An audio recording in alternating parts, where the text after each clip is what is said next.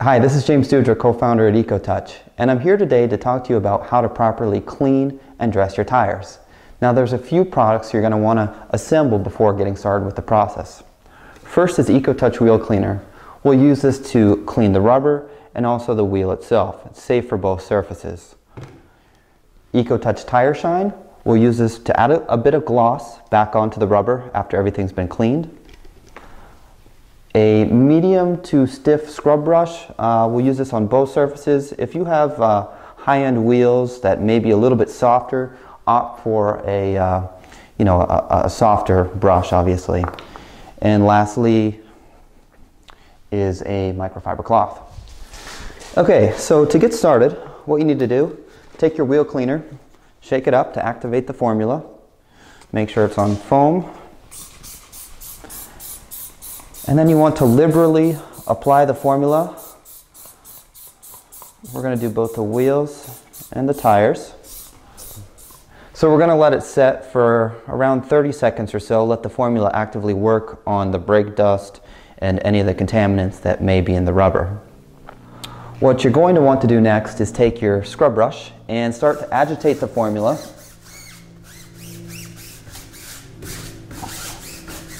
Go around the perimeter of the tire here. And all you need to do next is just take a microfiber cloth and then just wipe away all of the dirty residue here. Now some wheel cleaners will say, you want to hose it off. We definitely do not recommend that, simply because of the fact that brake dust is just incredibly toxic to environmental organisms, and it also makes a big mess. So it is fairly easy, and it's not that much more time involved if you're just going to use a microfiber cloth to do this.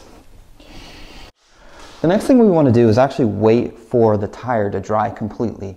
The key with EcoTouch Tire Shine to getting it to bond properly to the surface is to work with a completely dry tire. That's going to allow the polymers to actually adhere themselves best with the rubber and give you the most longevity with the product. So we'll come back to this in, say, 10 minutes or so, because it is relatively cold out here today, and we'll go from there. Alright, so now that the tire has completely dried out, what we can do is actually apply our dressing. So all you need to do is have your applicator pad and give Tire Shine a quick shake, and you just want to apply maybe a quarter-size dab onto the applicator, and I tend to fold it onto itself just so you get a nice even spread and you don't get it running anywhere. And you can just work around the perimeter of the tire, and a little bit really does go a long way with this product. Each tire may only require one dab, and as you get around to every other tire, you're going to need less and less. So that's it, just one coat on there. We're going to let this dry then. One coat is going to give you more of a matte finish. If you wanted to add a bit more gloss, and it does look glossy right now, but it will level out, you could apply a second coat to it. Alright, so we've come back after about 10 minutes or so, and the dressing has completely adhered itself to the surface. And like I was saying before, if you want a little bit more gloss, this is relatively flat, a couple areas where it's showing some gloss. You could apply a second application of this. Another thing you can do is, let's say you do a second application, and I'll show you here real quick. If you were to do a second application and you thought, whoa, this is too much gloss, you can always manually tone it down with a microfiber, and I'll show you here real quick. All you need to do is take a microfiber and basically just tone it down manually, and that'll adjust the gloss back down. Just another few notes, with any tire dressing, whether that's Tire Shine or a spray-on, people always tend to talk about sling. And sling really happens when a dressing hasn't bonded itself completely to the tire, and as you're going, the centrifugal force shoots it back off onto the lower parts of the car or the rear of the car.